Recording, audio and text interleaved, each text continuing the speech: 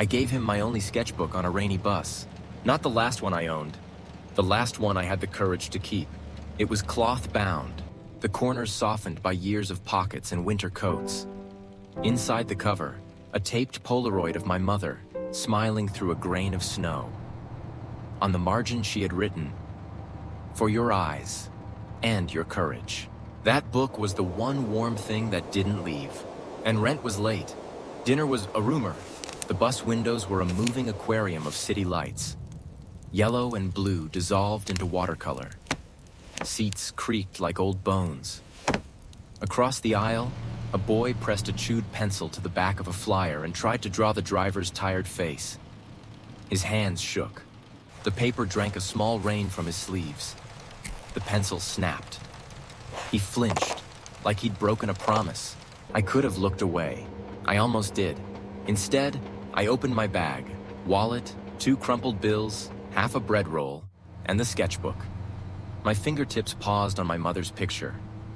I thought of the grocery aisle I wouldn't visit, the landlord's sigh, the cold room, the long dark. Then I crossed the aisle. No speech, no halo. I held out the book. He stared at it, then at me, as if I were handing him a door. "Take it," I said. He shook his head. "It's yours." "It was," I said. "Tonight it's a bridge." He opened to the first blank page. The air changed. The bus quieted the way a chapel does when someone kneels. He drew with a searching, careful hunger. The line learned his wrist. My stop came. I stood. He clutched the book like a secret rescued from a river. We bowed, clumsy, grateful, anonymous. The doors folded shut between us, and the rain applauded no one. Years move like weather you forget to name. I found work framing other people's pictures. I learned the careful tenderness of cotton gloves and breath held back so dust wouldn't settle on the glass. At night, I told myself I'd buy another sketchbook.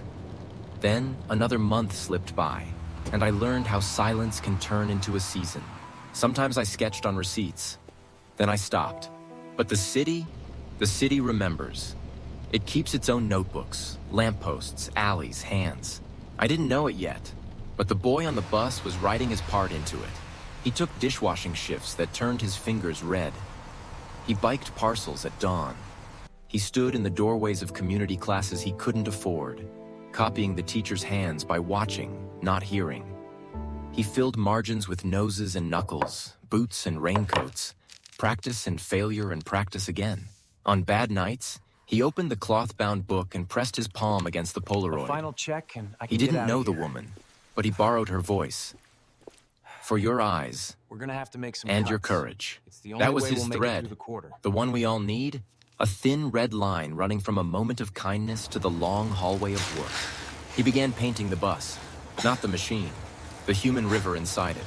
A nurse who fell asleep holding a lunchbox, a janitor whose hands were constellations of bleach, a dancer, hair pinned with a bent paperclip, toes aching in cheap shoes. He called the series Route 9, Faces of Rain. He hung the first drawings in a laundromat cafe with clothespins that smelled like Welcome. soap and nickel. Please take a seat. People recognized themselves and forgot to be embarrassed. A columnist stopped to warm her hands and wrote a paragraph that became a door. A small gallery opened that door wider. And then, a curator listened. She followed the red thread that stitched the work together. She saw not portraits, but promises fulfilled. Not by a miracle, not by luck, but by a boy walking home in the rain and refusing to put the pencil down. 15 years after the bus, a letter found me in the frame shop. The envelope wore a museum seal like a small moon. Inside, an invitation to a preview. A handwritten note.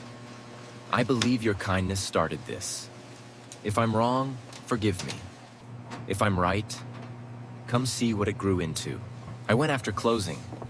Marble hush, guard nod, lights like patient stars. The gallery breathed. A canvas 2 meters tall caught me by the throat.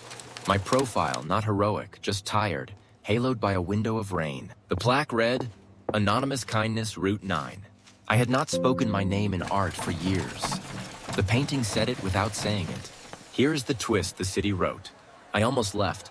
The curator asked if I'd write a plaque for the untitled giver. A wing was being planned, a home for the bus series, for the quiet storm they carried into rooms. And I panicked. Kindness is easier in the dark. No lights, no microphones, no plaque that pins a person to a wall. I stepped toward the exit and met a reflection in the glass. Not mine. A man in an old coat, hair damp, eyes tired but bright. A face I had watched learn itself on paper.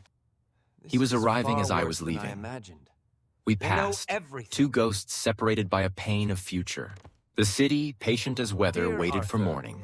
On opening day, children followed a red line inlaid into the floor tiles, a little river leading them from painting to painting. The banner read, "The Rain Wing." The atrium swelled with umbrellas turned into flowers, closing as the rain let go. The curator spoke first. "This wing is dedicated to those who believed in us before we believed in ourselves." She revealed a glass case. Inside, the cloth-bound book, its corners softened by time. The Polaroid smiled like it remembered snow. My breath forgot how to behave. He stepped to the microphone. Older now, shoulders carrying years without complaint. He told the story the way rain tells a story on glass, without blame, without noise. He said a stranger gave him a door when he had only walls. He said there was a sentence inside the cover that followed him through every rejection and every late shift. He said the sentence was a thread, and he tied it around his wrist when he wanted to quit. "If you are here," he said, scanning faces he did not know, "you don't have to give me your name. You already gave me something better." I didn't clap. I walked. We both did, toward the place where a red line curved into a quiet corner. He bowed, small and true. I bowed back. Our hands met for a moment that didn't need a camera. We stood in front of the largest canvas, row 17, seat by the window, a cathedral of plastic seats and wet coats, painted like stained glass. In the corner, two hands and a book. No halos, just paper crossing a small distance that turned out to be enormous. A staffer brought a pen to the temporary plaque. "Will you write your name?" she asked. I looked at the glass case, at my mother's Polaroid smiling into a winter I can still smell. I wrote instead, "For your eyes and your courage."